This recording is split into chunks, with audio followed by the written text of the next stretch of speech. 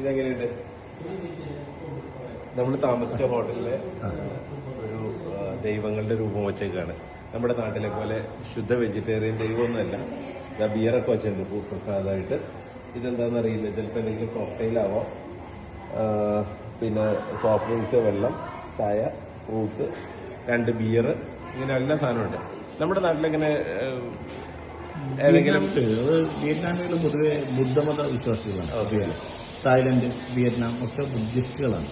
അവിടെ പോയി കഴിഞ്ഞാൽ എല്ലാ സ്ഥലങ്ങളിലും കാണാൻ പറ്റുന്ന എല്ലാ ഒരു പ്രോപ്പർട്ടി ആയിക്കോട്ടെ, ഷോപ്പ് ആയിക്കോട്ടെ, ജ്വല്ലറി ആയിക്കോട്ടെ, ടെക്സ്റ്റൈൽ ആയിക്കോട്ടെ, എന്ത് ഷോപ്പാണെങ്കിലും അവിടെയൊക്കെ കാണാൻ പറ്റുന്ന ഒരു കാര്യമാണ് അവർ ഈ ലാഫിംഗ് ബുദ്ധ അങ്ങനെയുള്ള ബുദ്ധ സ്റ്റാച്ചു വെച്ചിരിക്കുന്നുള്ള ആരാധനകൾ. അവിടെയൊക്കെ ഈ ബിയർ നേദിക്കാറുണ്ട്. അവരെന്ത് കച്ചവടമാണോ ചെയ്യുന്നത് അതൊക്കെ അവര് എന്തായിക്കോട്ടെ, ചിലർ പൈസ വെക്കാറുണ്ട്.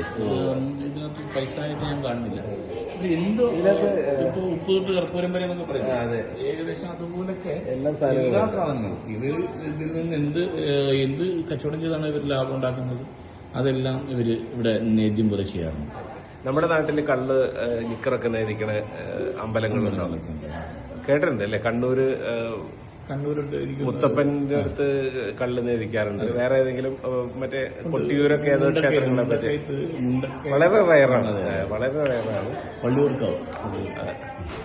ഏതായാലും ഇതാണ്, ദൈവങ്ങളും മനുഷ്യരും തമ്മിലുള്ള അന്തരങ്ങൾ വളരെ കുറഞ്ഞുകൊണ്ടിരിക്കുമ്പോൾ ഇങ്ങനെയുള്ള വിശ്വാസങ്ങൾ എപ്പോഴും വളരെ പേഴ്സണലാണെന്നാണ് എൻ്റെ വിശ്വാസം.